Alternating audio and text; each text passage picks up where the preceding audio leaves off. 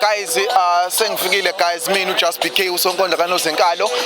Ngihambi ngedwa guys, ngihamba neMzweleni Media. So guys, siyacela guys, njengoba nazi ukuthi now i-Durban July sizonke sasinitshengisa ukuthi yini eyenziwayo la ngaphakathi. Siyacela guys ukuthi nihambe guys ko YouTube guys, niyasubscribe abafethu, niyafollowa ko Facebook page, Instagram, TikTok guys.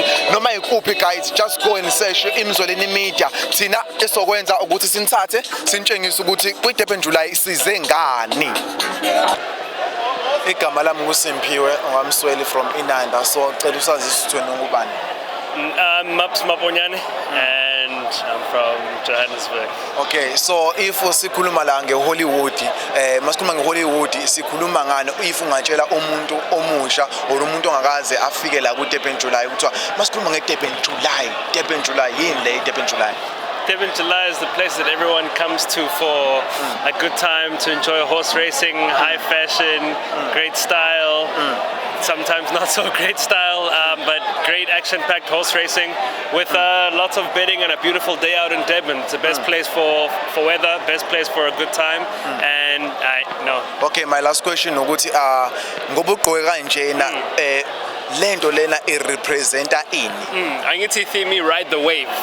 So for me, I wanted to represent parts of the wave. So nama texture showing the wave of the ocean, and also kind of representing the seashore over here on my hat. And I wanted to keep it casual, as if I was at the beach as well with my shoes. So yeah, I wanted to look for some balance and stick to the theme.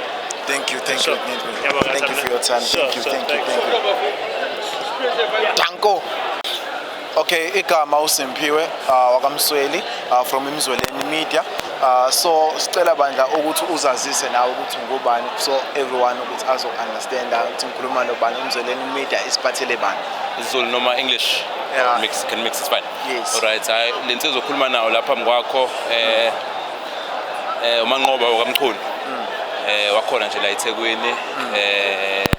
Yeah, mhlawumbe njengoba ngikhona nje nami ngizoyibukela nje njengoba sazi ukuthi lo suku ogcina lifikile, njengoba sazi impela nje ukuthi lenzeka kanye ngonyaka iHollywood Bets Durban July.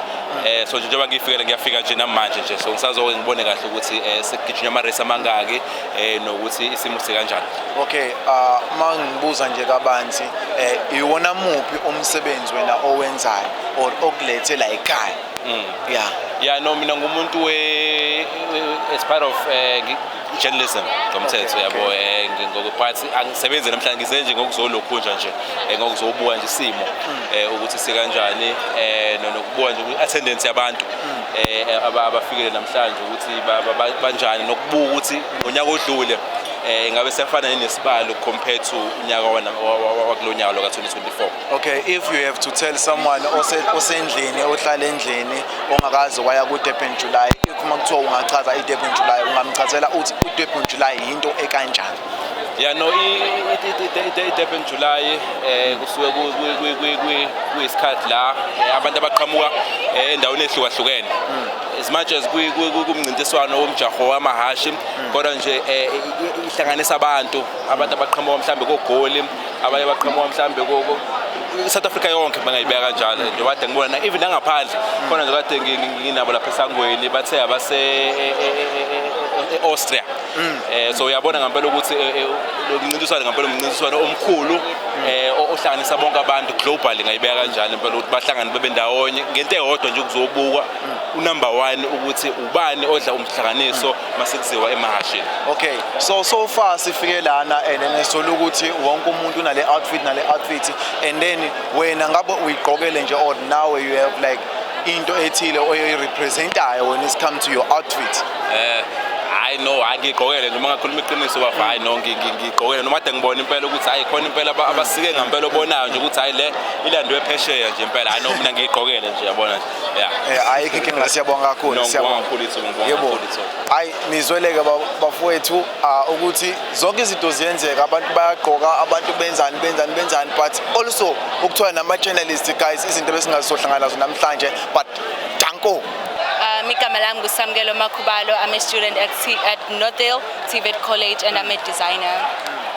Igama lami nguNtandakazi Nkosi Wathana from Pietermaritzburg. Ngigqokele amahle waka Mnikazi. Yes. Okay. Igama lami uSanele Mthetha all the way from Pietermaritzburg. Ngigqokele umngane wami uSamkelo Makhubalo. So guys, njengoba sazi ukuthi le ndawo lemfethu esize kuyona ibalekile especially osukwini lanamhlanje. So umuntu ongazi ngeDurban July ungathi mawumchazela uthi ungathi nje yini iDurban July? Umuntu engazi ngamchazela ngithi iDurban July la suke khona sobona umncintiswano wamahashi nokusikwa nje kwenqephu. Yebo. So njengoba ngibona manje nifile outfits ne. So ubani is secret behind everything? I'm the secret behind these two outfits and yeah. So masibwale outfit lena so I representa ini? As you know, the theme was Ride with the Wave, so I thought of Jack Sparrow, Titanic vibes, yes, and I used handwork to write these letters and bend the edges to give it like a burnt effect. I use a spray paint to make this muddy effect, and the bottle or the book is letters of love that are thrown into the sea. Okay, so omunye umuntu ofisa ukuthi ngelinye ilanga ahlangana nani axhumane nani engakazi ukuthi ngithole kanjani? You can look up for me on my Instagram Samkelo Makhubalo and on TikTok as well Samkelo Makhubalo. Okay, siyabonga kakhulu ukuthi sibe nani kwemizweleni media. Mina nje ngingakusho ku God ukuthi danko.